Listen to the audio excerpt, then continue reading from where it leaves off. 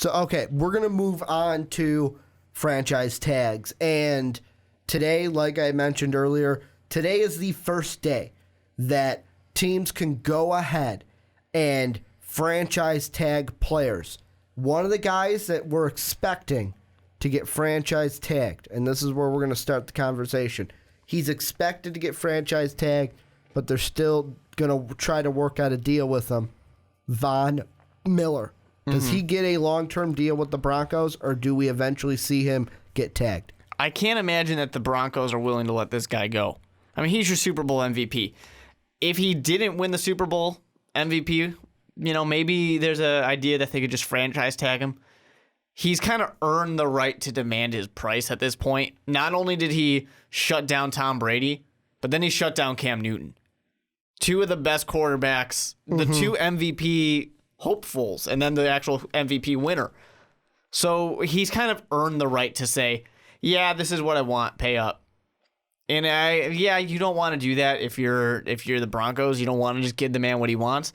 But you have to know. You know that this is the guy who led everything. He is one of the biggest reasons why you were able to win that Super Bowl. You're going to have to pay up. You really will. I'm going to throw something out there. The last three players to get franchise tagged by the Broncos: Matt Prater, Ryan Clady, Demaryius Thomas.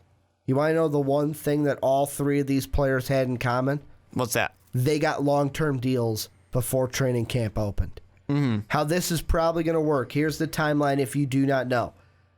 Today, like I said, players can get franchise tagged. The teams have until March 1st it's 3 p.m. our time in the Central Time Zone, 4 p.m. Eastern on March 1st. That's the deadline. So around March 1st, maybe the day before, which I think is February 29th this year because we have 29 days leap year in February this year. That is around the time we're going to see most of these tags kind of getting thrown out there. Von Miller will probably get tagged unless there's a deal before then. He will, if he gets tagged, which he probably will, he's going to have a deal before training camp opens. Yeah. There's no way the Broncos let this guy walk away. But the thing with the Broncos, and the thing that I immediately kind of think of right away is, okay, you're trying to work out a deal with Von Miller. Another guy that they need to try to lock up, Malik Jackson, another outside rusher on the team right now. He's only 26, but that's a guy where it's like, okay, Von Miller got his money. Could I maybe sneak away at the next free agency period because you don't have enough money to pay me because you gave it all to Von? And those are the things that they're thinking, the Broncos organization, they're thinking long-term too. So, they have the question of, okay, how much can we give a guy like Von Miller while holding on to some more money over here too? I don't know. It's going to be very interesting. The man won the Super Bowl MVP for a reason. He shut down Tom Brady for a reason. He deserves to get paid. You can't afford to not pay him. It really is as simple as that. You have to pay this man. I hate to be so, just cut and dry with this, but he earned it. He's going to get the money that he deserves. Give him that money. Plain and simple. Okay, another player that I'm going to throw out there. We're going to stay in the AFC West. I'm going to put you in the Chiefs' shoes. Eric Berry. Do you franchise Eric Berry for the Kansas City Chiefs? Yeah, the Kansas City Chiefs are tough. They really are. Eric Berry's great. You want him. You want to keep him. You want to keep him around as long as you can. He's a great piece of that defense. But the Chiefs are in that weird, mediocre, middle ground of they are a playoff team. They're capable to get there. They can get there. They can compete. But they're not good enough yet to really get to the Super Bowl. They're not really competing for the Super Bowl. They're just kind of there. Do you let a guy like Eric Berry go and then take a step back and hope you can get back there? Or do you keep him and have limited resources to really work with what you have and just a little bit more? It's a tough spot. It really is. I'm really not sure. I can't imagine that he does get the franchise tag. I think they'll get a deal worked out. Mm-hmm. I don't think Eric Berry really wants to leave the Chiefs. He's a pretty central piece of that team. So I think he'll give them a good enough deal and they'll be able to work something out. I don't think he's going to be the guy who's demanding the very top amount of cash and won't take anything less. But I guess only time will tell in that case. Because, see, the one thing I'm thinking of is with the Chiefs, Eric Berry's either going to get tagged or he gets a deal and then nobody gets tagged. But the one thing I'm looking at is out of all the free agents this year for the Chiefs, the one that kind of screams out to me is Tamba Hali, outside linebacker. And if you can't get it, like, I know there's nothing out yet that, hey, we're not getting a deal done with Hali, but to me, if you can get a deal done with Eric Berry, you got to use the franchise tag on Tamba then. Because to me, I would say Tamba Hali is more useful to this defense than Eric Berry. And the reason why I say that is Eric Berry's great. He's a stopper in the middle and in that safety. Some would say that, hey, you know what, trying to find an elite corner because they have cornerback Sean Smith, Jamel Fleming. Those guys are up this year. Finding an elite corner is hard to come by. Where there's other guys that say, you know what, finding an elite safety is hard to come by. Eric Berry, though, is too much of a story to let go. And when I say that, I don't mean like, oh, he's always in the headlines. I'm just saying this past season, he was the feel-good story of the year. Oh, for sure. Comes back from defeating cancer. Big motivation to the team. Comeback player of the year. He's the spark plug to that team. So to me, Eric Berry, you got to get a deal done with him. Yeah. But if you don't, you have to go ahead and franchise tag him. I'm going to bring up a player that is close to home for you. Alshon Jeffrey. Do you think the Bears get a deal done with Jeffrey, or do you think the Bears are eventually going to say, you're tagged? No, I think a deal will get done. I mean, the Bears know Alshon Jeffrey is a very important part. I know that early on they were saying, oh, the Bears have been looking at wide receivers. You know, they've been paying attention to him. And I don't doubt that they have. You know, that's kind of a little bit of a motivation for Alshon Jeffrey to go, oh, man, I can't demand anything I want. They are willing to take somebody else early on. But, you know, you got to go with him. You lost Brandon Marshall. Rumor has it you might just lose Bennett as well. So you're kind of looking and going, all right, Alshon Jeffrey's the guy. Marquise Wilson still is not working out as the number 2 that we want him to be. We have Kevin White, and we're hopeful for that. But we really can't just hope that he works out, hope that Marquise Wilson works out, hope that we draft someone who's going to work out. You know you have a great piece in Alshon Jeffrey. You got to lock him up. Don't even use the franchise tag. Don't even think about franchise tag.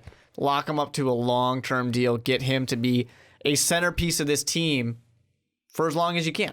And really the one thing that when we're looking at these teams, the Bears being one of them, they've got Alshon Jeffrey. Another team, the Jets, Muhammad Wilkerson, they're big. Free agent, and the other team that I'm looking at, the Panthers, like Josh Norman. Yeah. These teams that have like that one big free agent that they're going to be like, we got to keep him. Odds are those guys are they're going to find a way to they're going to either get a deal or franchise tag them.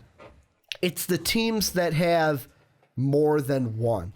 And two that jump out to me, one, the Miami Dolphins, where you may be sitting there going, Ricky, some with the Dolphins jumped out to Ricky. They're not really that great of a team, but they're going to restructure. I think it's this offseason they get to restructure Ndamukong Suh's contract, make a little money room.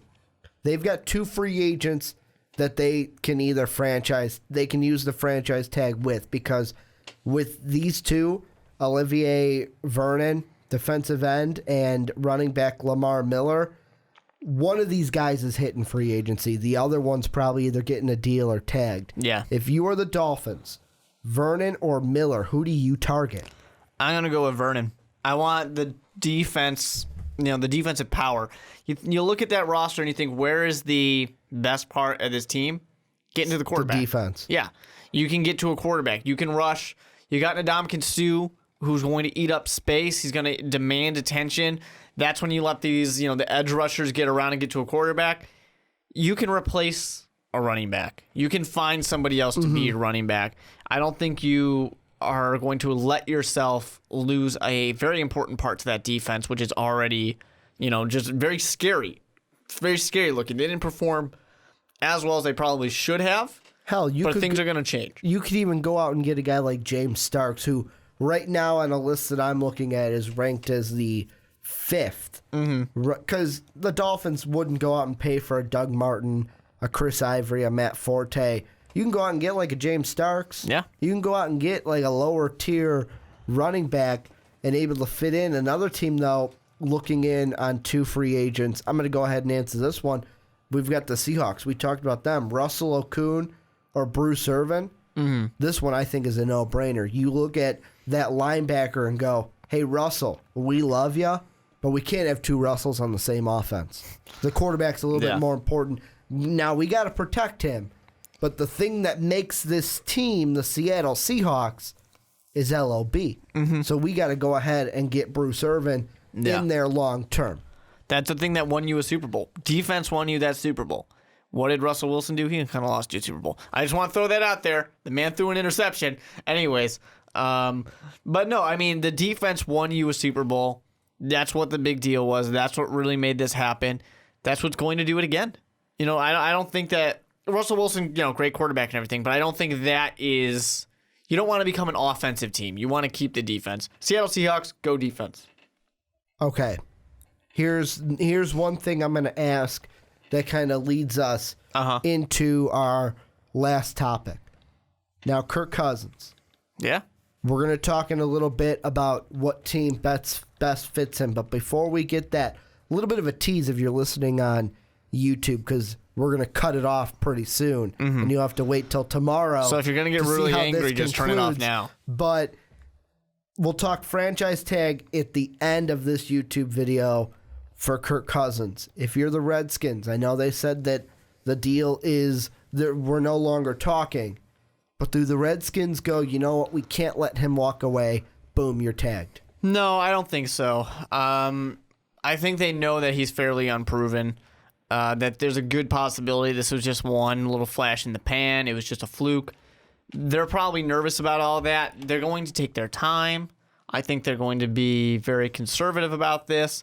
I don't think they jump in with both feet. They're going to play it safe.